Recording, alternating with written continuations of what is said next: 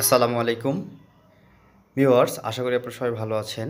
আমরা আজকে আপনাদের সাথে আলোচনা করব হচ্ছে কলাম কাস্টিংয়ে কত সেফটি মাল প্রয়োজন হয়, সহজেই কিভাবে বের করবেন। আমি সেই পদ্ধতিটাই আপনাদেরকে আজকে দেখাবো। তো দেখুন, আমাদের এখানে একটা কলামের সেকশন আছে 15 ইঞ্চি ইন্টু 20 ইঞ্চি। তো আমি এখানে সুন্দর করে লিখে রেখেছি কলাম সাইজ 15 ইঞ্চি ইন্টু 20 ইঞ্চি, আর কলাম হাইট হচ্ছে 10 ফিট। তো 20 ইঞ্চি 15 ইঞ্চি 20 ইঞ্চি ইন্টু 10 ফিট, এই কলামে আমার কত সেফটি ঢালাই আছে আমরা সেই পরিমাণেই আমরা বের করব। তো চলুন আমি আপনাদেরকে যদি একটু দেখাই যে আসলে কোন সিস্টেমে আপনারা বের করবেন। এটা হচ্ছে ভলিউম মানে আয়তন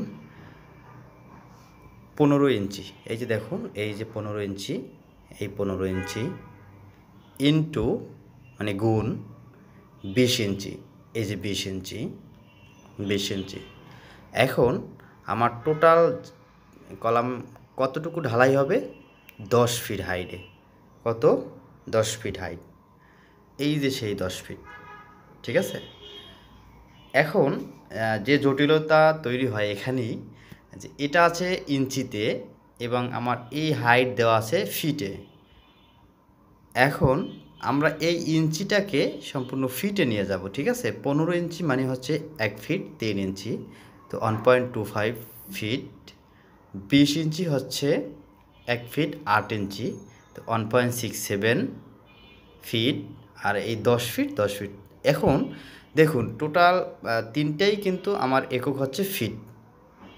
এখন কিন্তু আমার এই তিনটাকে গুণ করলে আমার এখানে কতটুকু ঢালাই আছে সেই ঢালাইয়ের পরিমাণই আমরা পাবো। দেখুন, এই তিনটা আমরা যদি এখন গুণ করি, 1.25 feet into 1.67 feet into 10 feet, এটাকে গুণ করলে আমার আসে কত?